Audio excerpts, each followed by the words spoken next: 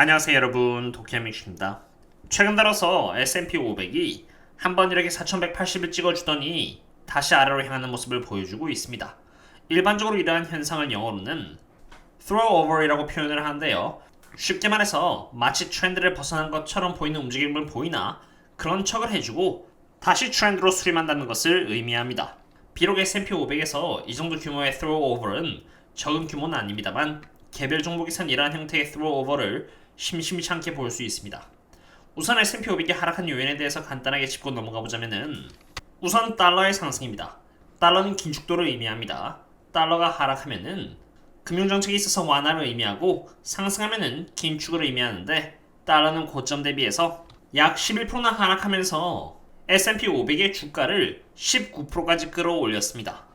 달러가 하락하면 이렇게 주가는 상승하고 반대로 달러가 상승하면 주가는 하락하는 모습을 보여주는데 약 101달러에서 102달러로 갔던 달러 인덱스가 최근 실험을 발표와 함께 이러한 하락 트렌드를 뚫고 103달러까지 솟구쳤다는 것이죠. 그리고 이렇게 달러가 상승하면서 여기 10년 국채금리와 2년 국채금리 또한 가파르게 상승하는 모습을 보여주었습니다. 하지만 여기서 중요한 것은 10년 국채금리와 2년 국채금리 모두 올라주었다는 부분까지 국한된 것은 아닙니다. 중요한 것은 무엇이 더 민감하게 반응을 했냐는 것인데요.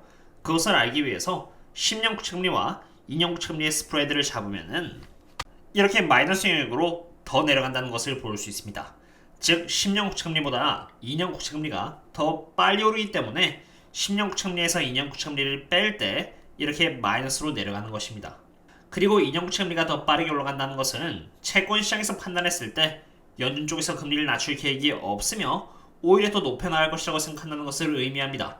정말 어처구니 없게도 지금 시장은 아무리 파월의 FOMC 회의 때 금리를 올리고 높게 유지할 계획이라고 말을 해도 겨우 2023년에 피벗하여 금리를 낮출 것이라고 생각하고 있는데 주식시장은 그렇게 생각할지언정 채권시장은 전혀 그렇게 생각하지 않고 있다는 것을 보여줍니다. 그리고 그러한 전망에 따라서 실제로 앞으로의 금리 흐름을 전망하는 여기 Fed Funds Rate를 보시면은 1월 30일까지만 해도 금리가 2023년 7월을 시작으로 해서 이렇게 꺾일 것 같은 모습을 보여주면서 2023년 말쯤에는 약 4.5%까지 하락할 것 같더니 오늘날 기준으로 예측되고 있는 금리의 흐름을 보면은 떨어지기는커녕 오히려 2023년 7, 8월에 걸쳐서 끈질기게 5.05% 수준의 최종 금리가 유지되고 있고 9월달을 시작으로 해서 피벗할 것이라고 시장은 전망하고 있습니다. 물론 이러한 전망마저 연준이 2023년에는 피벗할 계획이 없다고 했으므로 과거부터 제가 꾸준히 말씀드렸던 것처럼 상향 편준화될 가능성도 크겠죠. 그리고 참고로 그러한 시나리오는 시장에 전혀 반영이 되지 않은 상태입니다. 만약 반영이 되어 있었다면 애초부터 나스닥과 S&P 500은 이 정도로 고평가는 아니었을 것입니다. 여기 이 부분을 잘 보시면은 2.48%라는 것을 볼 수 있는데 이것은 나스닥의 기대 수익률과 US 10year tip rate의 스프레드입니다. 나스닥의 기대 수익률이 낮아지면 낮아질수록 P 멀티로 올라간다는 것을 의미하는 것으로 나스닥의 기대 수익률 3.7%는 나스닥이 얼마나 고평가를 받고 있는지 보여주는 부분이고요.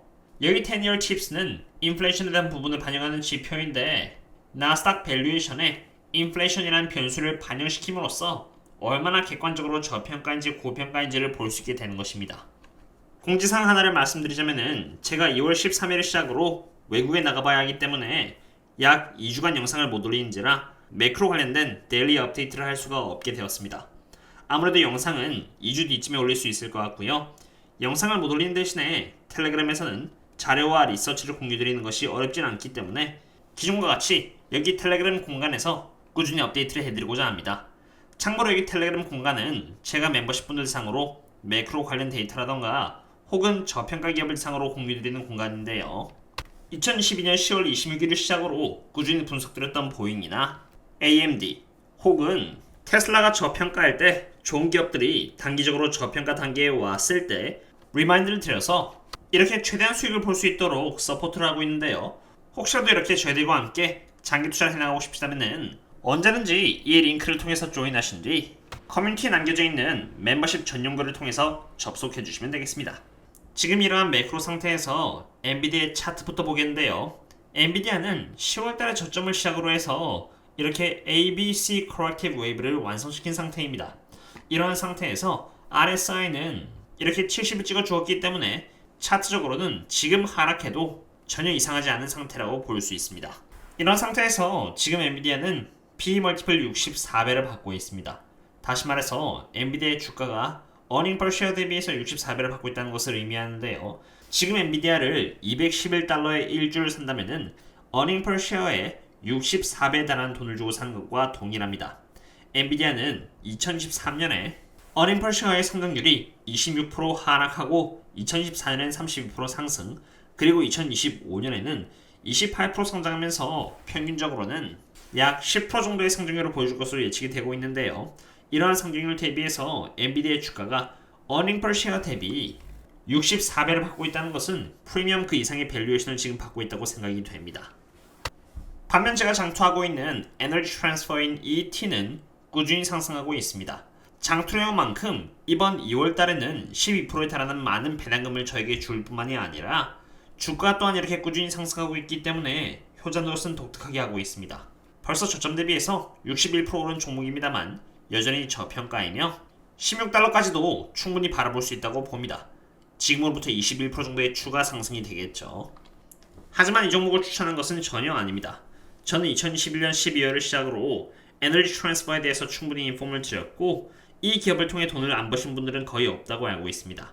게다가 최근 들어서 PTP 리스트에 추가가 되면서 10%의 세금도 추가로 매겨지게 되었기 때문에 지금 들어가는 것은 리스크가 크다고 봅니다. 오로지 저와 함께 여전히 투자를 이어나가고 계신 분들을 위한 팔로우업 분석 정도라고 보시면 되겠습니다. 오늘은 매크로에 대한 분석 및 엔비디아 그리고 에너지 트랜스퍼에 대해서 알아보았는데요. 보셨다시피 제 분석은 그냥 스토리 짜집기에서 뇌피셜에 기반한 스토리텔링 형태의 분석은 아닙니다. 그저 숫자와 여러 숫자가 모여서 만들어지는 데이터를 공유드리고 그게 의미하는 바가 무엇인지를 말씀드릴 뿐인데요. 제가 선택까지 대신 해드릴 수는 없습니다. 저는 그저 저평가할 때는 매수를 하고 고평가할 때는 조심히 장기 투자를 하는 삶일 뿐이기 때문에 다들 자신의 그릇에 맞게 조심히 투자하시면 되겠습니다. 오늘의 분석은 여기까지 하도록 했고요. 그럼 다음에 또 다른 분석과 함께 찾아뵙도록 하겠습니다. 그럼 다음에 또 만나요. See you later.